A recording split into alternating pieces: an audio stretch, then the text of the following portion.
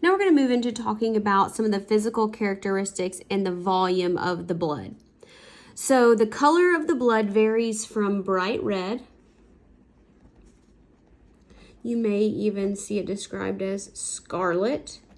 This is when it is full of oxygen. Or it could be a dark red when it doesn't have oxygen. And so if you're kind of wondering why are veins blue, you can't really see it so well in my hand right now. It has to do with the filtering of light through your skin there. But so in an adult, males generally have 5 to 6 liters, tend to be larger than females, and they're generally going to have 4 to 5 liters.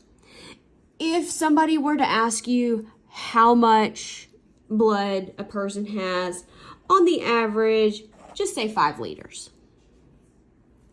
So it's really important to keep our blood volume the same, and let's say 5 liters, in order to keep our blood pressure up. Now, viscosity, that's a fun science word, and that means thickness. So the thickness of the blood, the ability of the blood to flow. So blood is indeed thicker than water. You may have heard that saying. Now, viscosity increases. So viscosity is also known as like resistance to flow. So think about something that's kind of difficult to pour, like syrup, real thick kind of liquid. So blood gets thicker as the number of red blood cells increases. And you say, why is it just the red blood cells? We're going to talk about it, don't worry. Plasma concentrations. Concentration of solutes, that's stuff that's dissolved in the plasma. Plasma is the liquid component of the blood, relative to the amount of solutes in the tissue beds, determines which direction they're going to flow. They're going to flow either into the tissue, out of the blood into the tissue, or they're going to flow out of the tissue into the blood.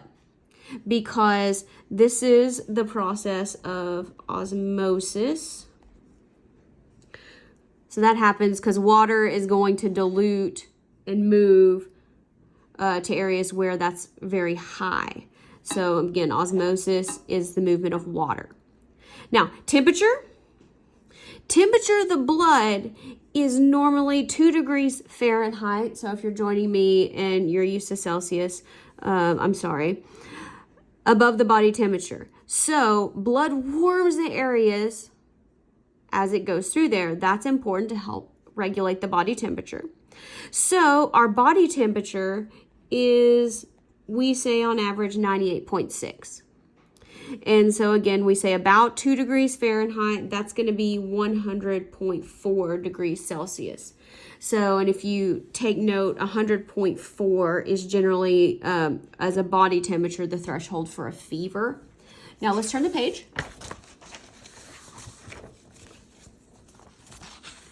I'm going to cover a few more components on this video. Okay, pH. pH refers to the hydrogen ion concentration. Maybe you've seen this, remember, from A&P1 lab. Normal pH of blood, 7.35 to 7.45. That is a very narrow range. How do you calculate pH? We will not be doing this, but I'm going to give you the equation anyway. On your calculator, you'd have the negative log of, we're going to say H plus, and that represents the free, oh, I can't even see that, hydrogen ion concentration. All right, don't waste a lot of time on that. We'll talk about it much more later. All right, so everything that's in the blood, it has our living or mostly living formed elements. These are our red blood cells, our white blood cells, and our platelets. We have our plasma. This is our fluid or liquid, non-living. And if you remember the definition of connective tissue, it always has a matrix. So the background matrix, that's plasma. So what you can do is you can centrifuge blood. That means we're going to put it in a test tube and whirl it around like we do in a washing machine. And when we do that, let's draw a picture right now, and then I will show you an actual picture. And yes, I realize I have blue ink, but so let's draw, we need a few lines. Okay, so you need a line up here and then two small lines. Okay, so the first layer that's going to be on top, this is going to be a yellow-ish. You may officially hear it defined as straw colored. And so if you're not particularly familiar with a farm, I understand. So this top portion is going to be a yellowish, maybe you think blonde. This is the plasma. Now I may or may not have drawn this to scale, and plasma represents about 55% of your blood. Then this part, excuse me, is not super visible, but it looks white or white-ish. This is known as the buffy coat. Sounds kind of funny, but it is. This is where your white blood cells and your platelets hang out. It's very small, less than 1% of blood is going to be there. So it may not be super visible. Say buffy coat, it kind of looks fuzzy. You may not be able to tell it's white. On the very bottom, this is red. It's red because this is your red blood cells. And this is about 44%. So if you add that up, it adds up to roughly 100. So as promised, here is our photo. In the 4th edition, I'm on page 703. So what they do here is blood draw, put it in the centrifuge, which whirls it around like a washing machine, and you're gonna get this distribution after you run it long enough.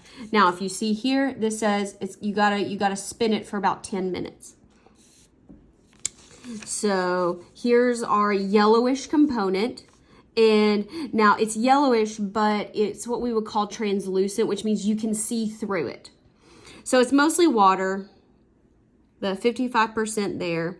Here's your tiny little buffy coat. Again, even in this picture, and this is not glare from the page, this is actually what the photo looks like. Less than 1%. Here's your platelets. Here's all your white blood cells. And then there at the bottom are our red blood cells. Now there's an alternative. So we can look at what is a blood smear.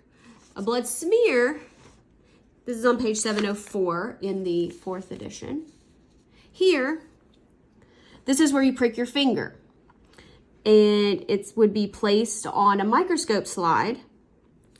And then they'll run a couple of stains over it. Let it dry. That's important, to let it dry.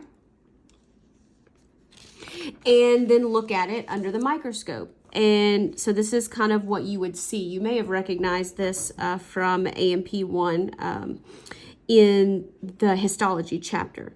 So here's our red blood cells. They kind of look like little donuts, Cheerios maybe. Here are platelets. Look how tiny those are. Very, very small. And then these dark purple things that look really weird, those are white blood cells. We'll identify them later. And the last component that we're going to talk about is something called a hematocrit. And you'll see this in the lab, so as a lab value. And the hematocrit represents the percentage of red blood cells. So this portion here, approximately 44, this is the hematocrit.